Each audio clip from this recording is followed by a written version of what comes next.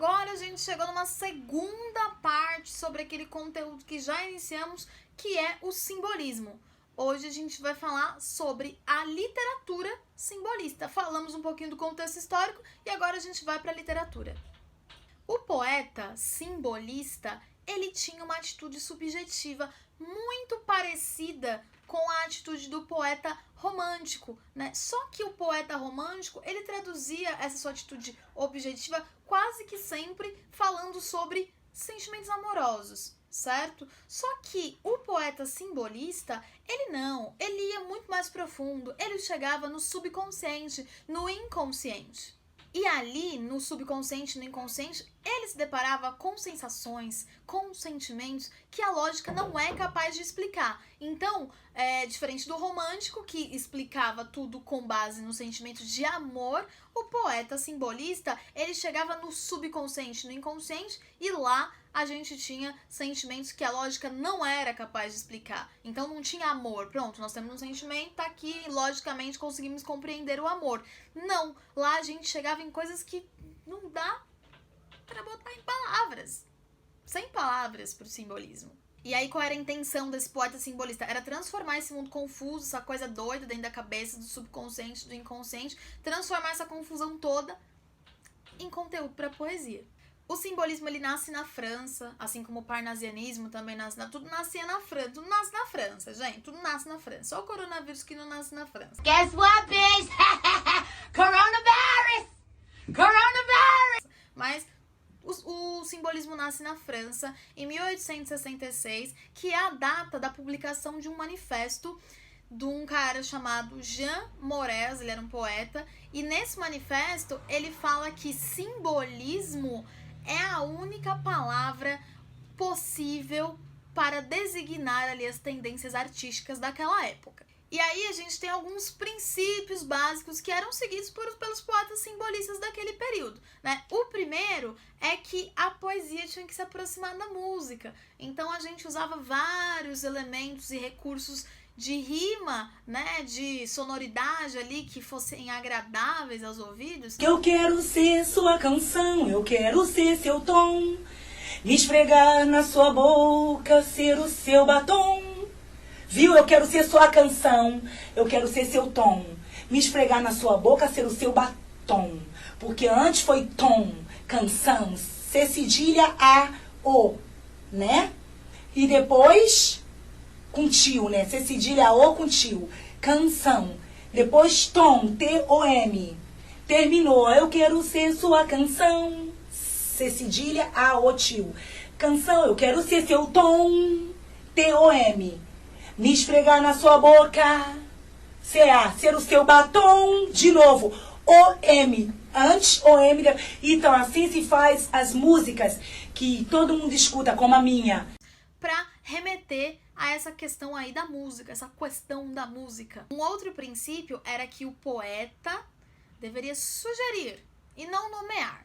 O que é sugerir? Então, assim, se eu quero falar desta caneta, eu não vou falar assim que a caneta era amarela, só que a tinta que estava dentro dela era preta. Eu vou sugerir. Então, eu começo a utilizar vários elementos efêmeros. Efêmeros são elementos que não têm forma. Vamos pensar em coisa que não tem forma.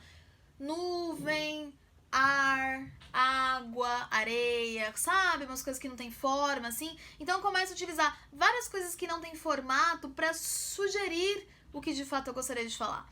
Então se eu tô sentindo uma tristeza, eu não vou falar estou triste, eu vou falar e era uma nuvem obscura que chegava e se aproximava e um vento que batia e congelava, sabe assim? Tô dizendo que tô triste, mas tô utilizando elementos que sugerem tristeza e não nomeiam a tristeza logo de cara. E aí, pra gente encerrar, tem um terceiro princípio aí que era utilizado pelos poetas simbolistas, que fala sobre a forma ser mais importante do que a ideia.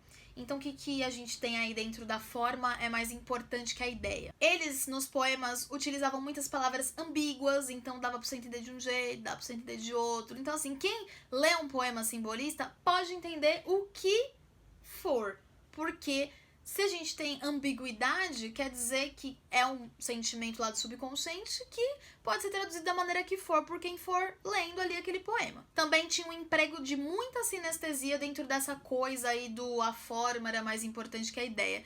O que é a sinestesia? O que é a sinestesia, para quem não lembra? A sinestesia é uma figura de linguagem que mistura sensações. Então, se eu disser para vocês aqui, por exemplo, adoro o cheiro doce do seu perfume, estou falando que gosto do cheiro, utilizei o olfato.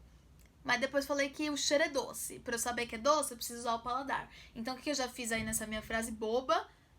Eu fiz uma sinestesia, misturei sensações. Uma outra coisa dentro desse último tópico é uma coisa bastante parecida com o romantismo, até que é a aceitação do mistério, né? Uma coisa que você não sabe do que se trata, do que tá falando. Muito parecido com o romantismo, né, gente? Tinha esse negócio do mistério. Vocês lembram do Morro dos Ventos Vivantes? Aquele negócio do Heathcliff? Eu adoro aquela história. Amo. Tem os recursos fonéticos, né? Que é pra deixar um negócio bem musicado. Já falei isso pra vocês. É o mais que eu gostava de usar na escola. Estou sofrendo tanto, mas sofro sem perceber. Será que eu sofro tanto porque amo vocês? Entende? Ó, estou sofrendo tanto, mas sofro sem perceber. B-E-R. Será que eu sofro tanto? Não pode fechar a cor para acompanhar o B-E-R que eu fiz. Porque eu amo você? Será que eu sofro tanto porque eu amo você? Estou sofrendo tanto, mas sofro sem perceber. Será que eu sofro tanto porque eu amo você? Perceber você. E recursos gráficos. Recursos gráficos eram muito usados também nos poemas simbolistas. Então, palavras que naturalmente não são escritas com letra maiúscula, joga uma letra maiúscula lá naquela palavra, pra dar o quê? Pra dar uma loucura mesmo na cabeça, entendeu? Pra falar assim, nossa, o que será que quer dizer? O que será que ele tá sugerindo? O que será que ele tá dizendo aí pra mim com essa letra maiúscula na palavra tesoura? E aí vem a loucura, né? Aí bate aquela loucura que a poesia promove na gente. Que não tô entendendo nada. Será que eu tô entendendo é de fato que tá... O que você entendeu é o que tá certo, tá, gente? Pois eu não tenho esse negócio, não veio falar pra você, que significa isso? Você fala assim, obrigada, beijo, não quero mais conversar com você, não. Porque você não sabe de poesia, não. Tá? Então, o que será, né? Botar uma letra maiúscula ali no negócio pra deixar o interlocutor doido mesmo? Ou botar uns pontos onde não tinha ponto...